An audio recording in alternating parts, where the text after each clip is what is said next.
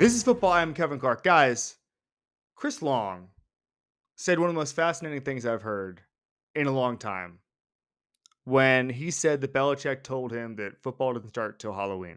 I've been thinking about that ever since, even though deep down I knew it because you watch some of these really good teams, including those Patriot teams, and you say, hey, sometimes with the way that practice goes now in preseason and the fact that you can't have that many padded practices and lack of two-a-days and contact in the offseason, all that stuff. By the way, lack of reps at the college level, that it's really hard to get a team into its final form before the costumes come on in late October.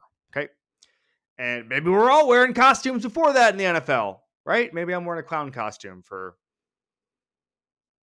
saying the Broncos are going to win the AFC West or whatever. All right, but we're going to get there in a second. But I've been trying to figure out what matters and what doesn't for a long time early in the season. A couple years ago, I came across a study and I talked to the guys who put it together. They studied the most impactful gambling week or gambling event on record.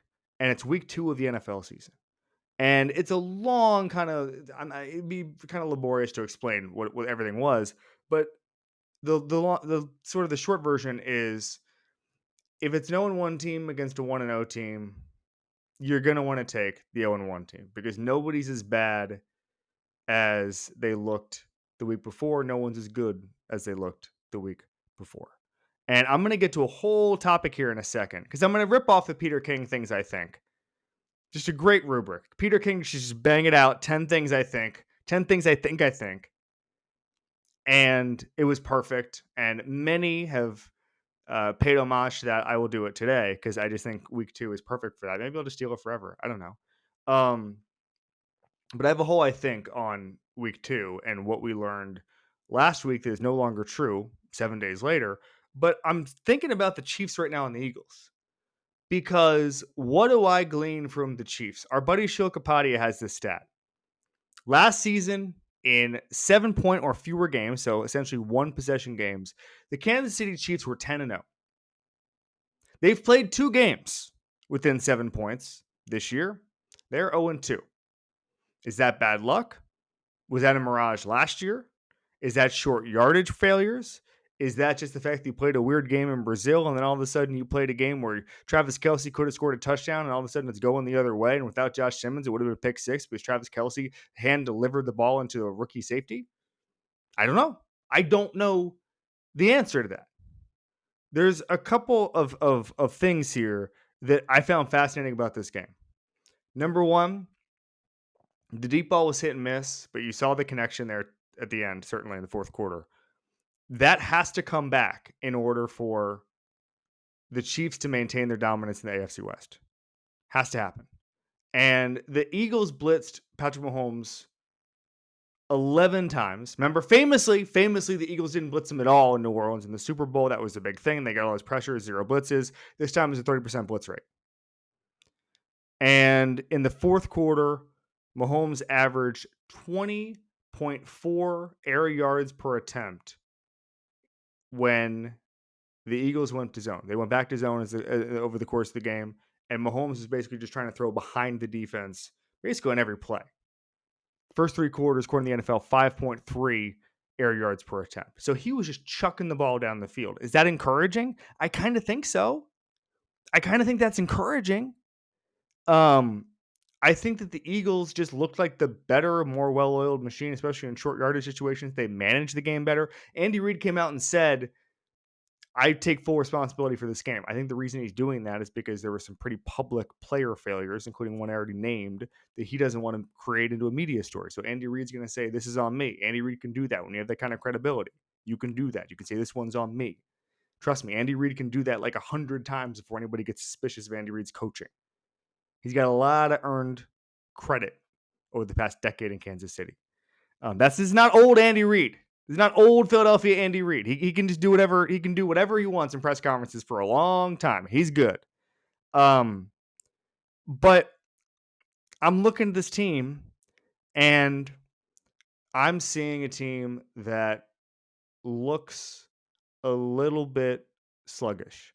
and looks a little bit like all of the things that we've sort of seen around the edges and said, I don't know. Those are starting to pile up a little bit in a very, very competitive AFC. And I'm wondering, I mean, God, the Broncos losing was massive. I'm gonna get to that in a second. The Broncos losing is massive for them. But then you have the Chargers playing on Monday night, who looked awesome in Brazil. Um, I have more questions about the Kansas City Chiefs than I've had in a long time. And that's a big statement because I'm terrified of picking against the Chiefs. Terrified.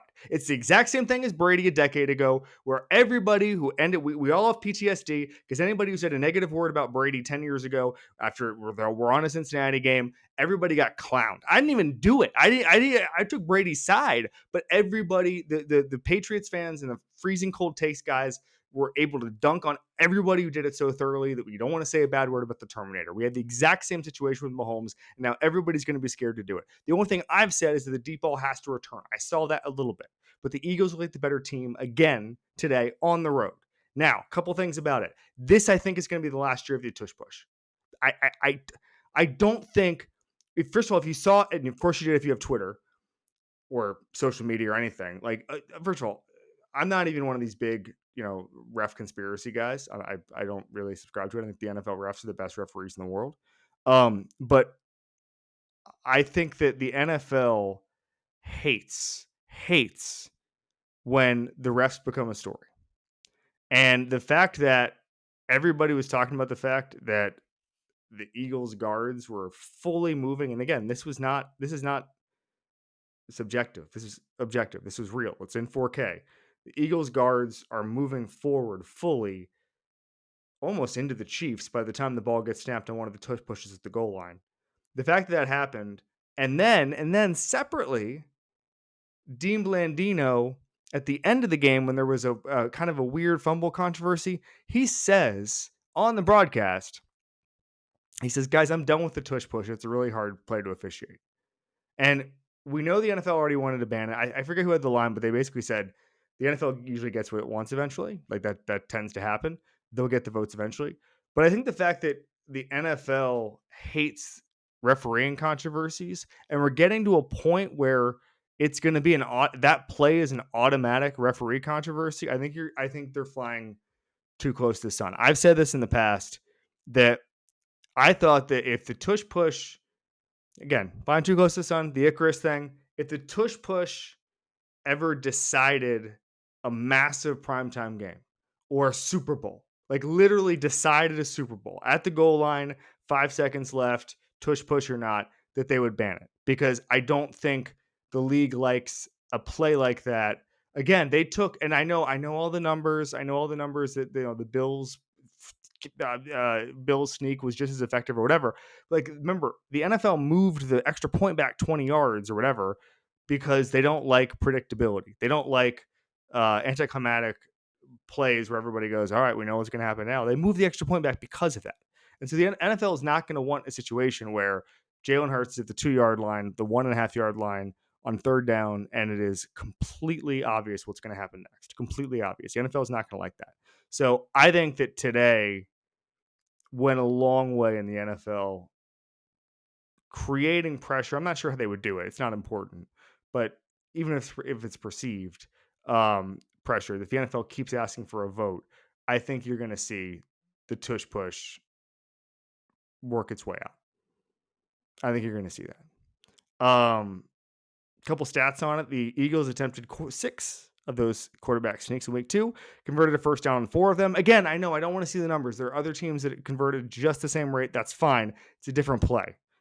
They added, this is according to Next Gen Stats, 16% in win probability added. So without those sneaks, without those short goal line plays, they would have been 16% less likely, which is massive over the course of the game. If you just look at the charts of like what a chunk play adds to your win probability, this is the 4th game where they've run those quarterback sneaks that many times. Excuse me, since 2022. So that's where I'm at. I'm not, again, I can't do any Chiefs takes before Halloween. I'm on the Belichick plan. I can't give the Eagles. They had a weird game last week. They had a weird game. Jalen Carter gets kicked out. I don't know what's going to happen. By the way, Jalen Carter, I was looking at some highlights of him in Orlando. I hadn't watched him that closely when he was a kid, and one of the plays he was playing running back against my high school many years after I went there, and he was making us look like clowns. It wasn't good. The tackling was not good on Jalen Carter. And I kind of wish that the Eagles would play him on offense watching that a little bit. But anyway, I got into a Jalen Carter rabbit hole after this all happened, and just kind of learned more about him. And he took old Boone High School to the woodshed. I'll give you that much. By the way, shout out Josh Simmons running the full length of the field. How about this? He was going 18.3 miles per hour to tackle Andrew Makuba, who's running at 19.7 miles per hour. Andrew Makuba is a defensive back. Third fastest speed by an offensive line over the last 2 seasons. I would love to see the list. I would love to see the list of the offensive linemen who would move quicker. And why? I guess the same situation. Maybe some tackle eligible stuff. All right, so I alluded to this earlier. I think week 1 was a lie, and it's always going to be a lie. And I put on Twitter our listener question of the week. I said, what was the one thing you learned in week 1 that turned out to not be true in week 2? And I got a couple of things. Number one, and I thought this was interesting. I got one Cowboys fan who was like, man, last week I thought Dak doesn't have to score 40 points every single week for us to win. And then week 2, you go, oh, wait, no, that's true. Our defense is doo-doo. We're going to have to score 40 points. And you're going to make let Russell Wilson turn back the clock. That's really, really bad stuff. And it just suggests, and that was a classic, and I'm glad it happened. And sometimes just a mid-off, as they say, 2 mid teams can create beautiful football. And I don't think we should. It's like a boxing match. Styles make fights. When it's Russell Wilson just chucking the ball down the field, like that was amazing. Russell Wilson, 264 yards just on deep passes. So that's 20 yards in the air, 7 of 11. That is the most deep passing yards on record since Next Gen Stats started tracking it, which was in 2016. Nearly a decade of football, and Russell Wilson throwing behind the Cowboys defense was the most effective deep ball we've seen. Do you think that now Russell Wilson's great at those moon balls, right? But I watched a lot of Russell Wilson over the past couple of years. Do you think that Russell Wilson is the best deep ball thrower in football right now? I do not. I think it was the Dallas Cowboys being really bad and having zero pass rush. Who's the architect of that old deal? Okay, that's on the Cowboys. But again, styles make fights. Mid-offs can be good. This was amazing. But as this person said to me on Twitter, you realize that the Dallas Cowboys are who we thought they were. You thought week 1, hey, we hang with the Eagles a little bit. We don't have to score 40 points every week. Nope. No, dial it back, buddy. You're going to have to score 40 points a lot for them to get some wins. They should not be in dogfights with teams like the New York Giants. They should not. The Giants could not move the ball against the Commanders. Speaking of, I got a lot of people say they thought, Jim here says, I thought Green Bay was good. Turns out they were great. Coach H. Price, same deal. He thought Green Bay played the Lions so well because of the coordinator turnover. Turns out they're just really freaking good, as evidenced by the Packers over the Commanders in week 2 and Lions over the Bears. Those were 2 massive results as far as our priors go in week 1. Speaking of, let's just stay with the Lions result. Matt Norlander, our buddy, says he woke up on Sunday morning before the game and thought the Bears were a top 31 defense in the NFL. Tom Fornelli, another buddy of ours who's been on the show, he said he woke up and thought, well, it can't get worse than last week. It can. It can always get worse for the Bears. And you played a tough game against Minnesota, and you thought you were competitive. You thought Ben Johnson's era was going to be different. It will be different eventually, but it's going to take a long time. Week 1 is a liar. Week 2 is getting closer to the truth, but it's going to take till Halloween for you to know who you are. Belichick is 100% correct. We got a lot of Bears fans. Bears fans are angry. They need a hug. Riff Kingsbury, great name, by the way, says maybe Tyreek Stevenson isn't the worst cornerback in the NFL. That was his thought in week 1. Week 2, oops. Thomas says the Titans defense may not have been that bad in week 1. Hey, Frisky. They looked awful today. I'm going to get to Cam Ward here in a second. Third thing, I think, the Bengals are in hell.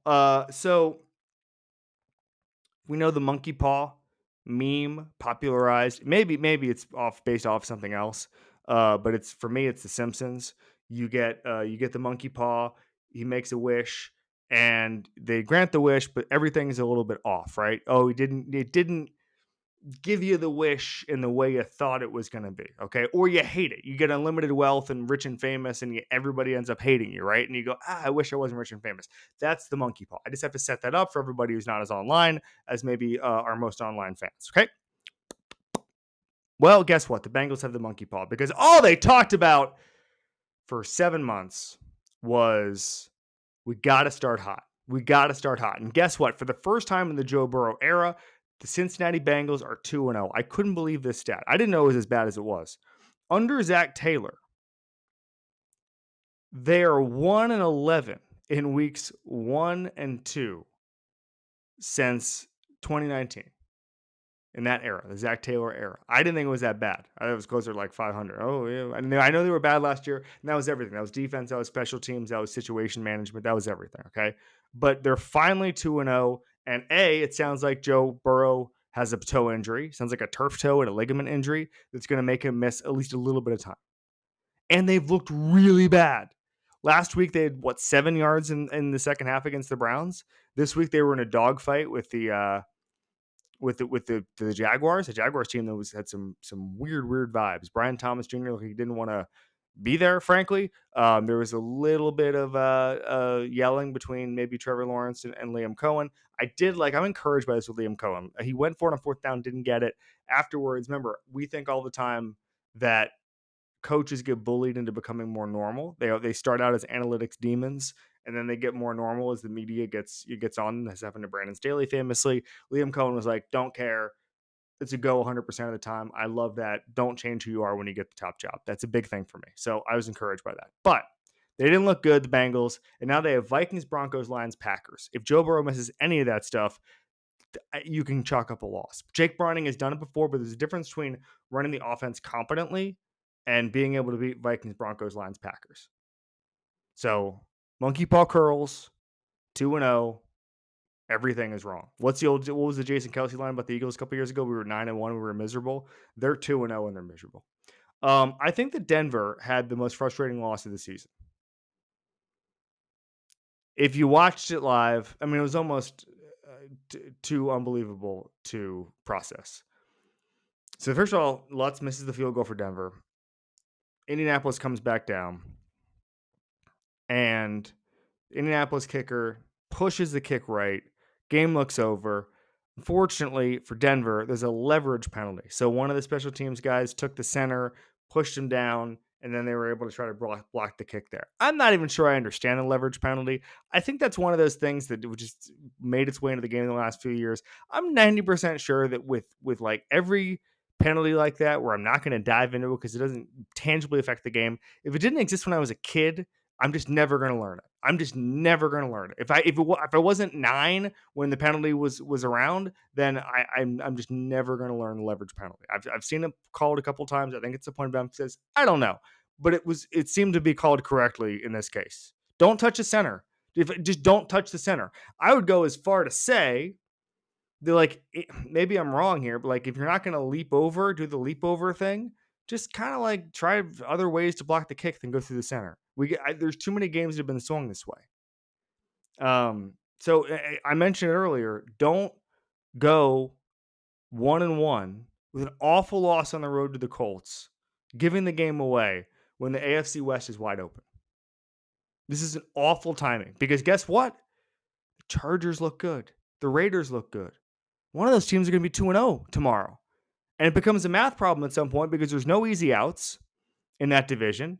Someone might win it with 11 wins, 10 wins. This is the, I know it's early, contender for most impactful, devastating loss on the road in Indy against Daniel Jones. Sean Payton everybody always talks about it. Sean Payton had that thing a couple years ago, obviously much higher consequence when the Rams beat the Saints in the Super Bowl or in the NFC Championship game to go to the Super Bowl, and he said he just sat there and ate ice cream out of the pint and watched Netflix. This is a pint Netflix game. This is tough. That's tough stuff. So just circle that game in December when we're looking at why the Broncos are a game back is a leverage penalty. Don't touch the center. And again, Sean Payton's a good coach. That stuff doesn't happen with them. We saw that too in Pittsburgh where Caleb Johnson doesn't understand how to field the kick, and all of a sudden the Seahawks get a cheap touchdown because Caleb Johnson doesn't understand that he should go get the ball after it hits him in the hands and helmet. It was the most bizarre thing I've seen. Mike Tomlin's teams don't typically make those mistakes. But guess what else? Jared Dulac tweeted this earlier. Mike Tomlin hasn't given up 31 points in the first 2 games of any season ever, and all of a sudden his defense looks kind of bad. Kind of bad. Uncharacteristic right now in Pittsburgh. I know he has his critics in Pittsburgh. I'm high on Mike Tomlin. It's just there's some uncharacteristic stuff going on in Pittsburgh right now. By the way, when we talk about crushing losses, the Cardinals almost did the same thing as the Broncos. That's what I think. I'm really disappointed in the Panthers, and their inability to turn it on until garbage time. But the garbage time they almost made count in an unbelievable way. And then the Arizona, it was roughing the passer penalties. It was defensive holding when Bryce Young gets flushed out of the pocket. It was sloppy, and some of them were borderline calls, but it was sloppy. And luckily, Calais Campbell stepped up and ended the game for Arizona. But I've been really disappointed with Carolina, and I thought they were going to take a next step. I've talked about the timeline there; it was going to take a while. But after the end of last year, where they're competing with anybody, I wanted to see them do that this year. Maybe it was a 9-win type of team. It's a self-aware rebuild. But if you just say, "Hey, we're competitive for all of November and December," which they mostly were, let's be competitive again. Every game's a coin flip, then you're building something because of the way the roster's been built in a meaningful way. Bryce Young's hitting the open guy. Ted McMillan, who, by the way, looked good today, thought he was going to take a step. It just hasn't happened. Sometimes things don't happen on time. We might be looking at something with the Panthers right now where we thought they would be competitive a year earlier than they actually are, and now I'm worried about the quarterback. Now I'm worried about the quarterback's future. And the one thing I know about Carolina is the way they've approached that. I don't think that they're going to be married to Bryce Young if Bryce Young doesn't show them something. I don't think Bryce Young is going to get one of these extensions where you pay them because that's what you do with franchise quarterbacks. We've seen that too many times. And I'm not talking about $200 million, but I'm talking about any sort of extension.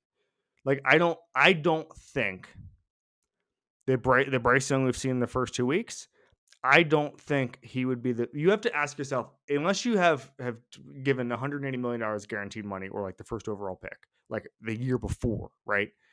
Unless you've invested that, you always have to ask yourself, is this person the best person on the market every single year? There's a Warren Buffett line, I've said it a million times. If a business was being founded today, would it still exist? That's the issue with newspapers, right? Nobody would found a newspaper right now. Oops. Turns out I tried to base my entire career on that.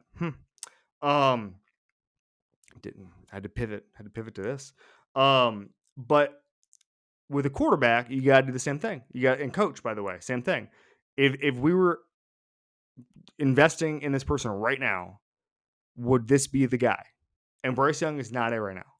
And I think the Panthers are going to be realistic about that, if I had to guess. Cardinals, by the way, again, building something. I liked it.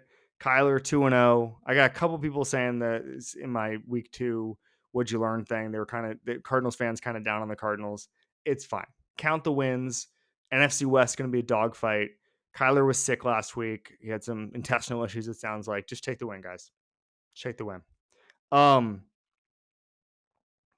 I mentioned this earlier, but like, I think that the Cowboys' lack of pass rush is going to be really funny all year. It's going to be really, really funny all year. And I got a email actually from Christopher Riley, I think his name was. Looking at here. Who is more fired, McDaniel or Daboll? And here's the next thing I think. I think everybody, including Mike McDaniel, has a chance to turn this around. I think too often, again, the Halloween thing, we say, oh, this guy, I always say pre-fired. A lot of times the pre-fired guys come into it and then they never get out of it. I think Daboll and McDaniel have had undisciplined teams, but I don't think they're pre-fired. I really don't. I think they have the chance to get out of it.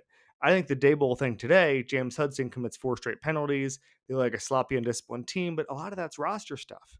Andrew Thomas was injured. Evan Neal's a healthy scratch. A lot of times we attribute to coaching what we can more accurately attribute to roster management. And that's upstairs. That's the GM.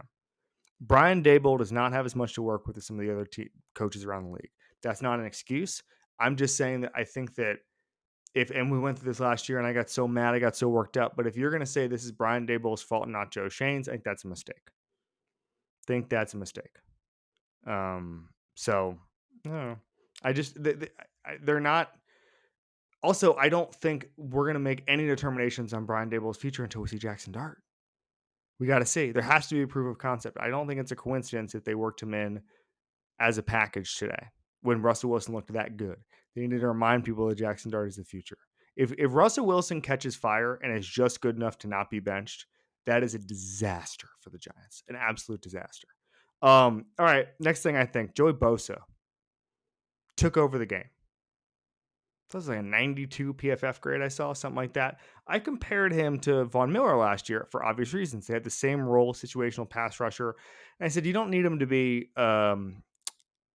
heat shack. Aging player, aging pass rusher is going to give you some minutes. I think Von Miller, like, it was mostly fourth quarter stuff, and I think like the most snaps he played was 17. Don't quote me on that, but I remember saying that on TV a couple of times. I think it was 17. And with Bosa, I was like, he can give you a Sun Shack.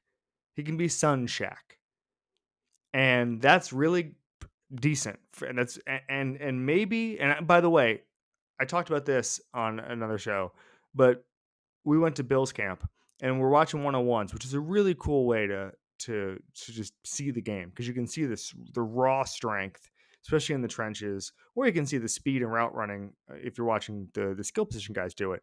But we just saw like a little Miles was there and then Jack was there, other producer, and you just see this like running half speed. This guy is beating the brakes off of offensive linemen. And we look, I checked the number because it's a little far away. It's Joey Bosa. And it's like, you see that, and it's like, you just understand that this guy has so many moves. He has so much strength, but he also just knows what to do. He still has the physical ability, but he also just knows what to do. And that's just, what was the Chris Long thing? But like the elevator going up and down, where you say, your intellect and your physicality end up, intellect goes up, physical ability goes down, but at some point they intersect. I think the intersection is a little closer than we thought with Joey Bosa. Our buddy Greg Rosenthal says Joey Bosa has 6 pressures, 1 sack, 2 QB hits, and 2 forced fumbles in 26 snaps. That is making it count. That might be heat shack. That might be heat shack. We might have a heat shack situation. Something to watch. Next thing I think, I don't want to do this, but I don't think it's going to happen for the Titans this year. Cam Ward rolled out and looked amazing and had the crossbody throw for a touchdown. And those, if you're a Titans fan, are the kind of things that you're going to have to think about when you put your head on your pillow to get you to sleep. It's those moments. Not going to be a lot of wins. They played another sloppy game. The defense looked worse than it did last week. I think last week's defensive performance was attributed to should be attributed to Bo Nix's struggles more than anything. The Rams got all the yardage they needed today, and the Titans are not very good. Cam Ward is amazing. He's going to be amazing, but this is going to be a sloppy team, and I don't think Cam Ward, even though he's going to try to put the team on his back, I don't think they can win very many games this year. I think it's possible the best thing for the Titans is to get a high draft pick. I think the best thing for the Titans is to protect Cam Ward. I think it's to run the ball more. He's taken a ton of sacks. Like we're on the David Carr territory with the first 2 games as far as sacks go for a rookie. I don't want to see that. He's going to get hurt at some point. I don't think he's ever going to stop being himself. Like I don't think he's going to get so hit that he's going to get the yips. I don't think that's ever going to happen with Cam. But at some point it becomes the physical part, right? Like if you saw the rollout to the right, he throws that incredible dart. He has to have that physical ability. He's got the intellect. He knows where everybody is in the field at all times. That was why it was so disappointing to see him try to roll out of pressure last week. He knows where everybody is. He's got to be able to clock the speed of the game, and he's got to be able to have the patience. So that's part one, but then have the patience to understand this is going to be an awful football team this year. Awful. And he was at Washington State and he was running for his life and all that stuff, but it wasn't the same as being the first overall pick and having those expectations. So I've gone from the Titans might be good this year to I hope the Titans don't break Cam Ward. And I mean that physically. I don't mean that mentally. I don't think he can be broken mentally. I think he can be broken physically. Run the ball, easy answers, short passes. Let him do the Mahomes rollouts. I like that. But teach him, drill and get rid of the ball for him. But I'm declaring it. It's the only thing I'm going to do through 2 games just because how sloppy they look today. I'm not seeing it for the 2025 Titans. And it breaks my heart. It breaks my heart. I've become a not so secret Titans fan watching Cam Ward in training camp and then now and then talking to those guys in the spring. I thought the vibe of Cam would lift them up, and some things simply can't be lifted. Guys, thanks for staying with us. 5-star reviews help me, help everybody. We'll be back on Monday night, I think. We got a guest on Monday. Great guy. Tell you then. Ladies and gentlemen, this has been football.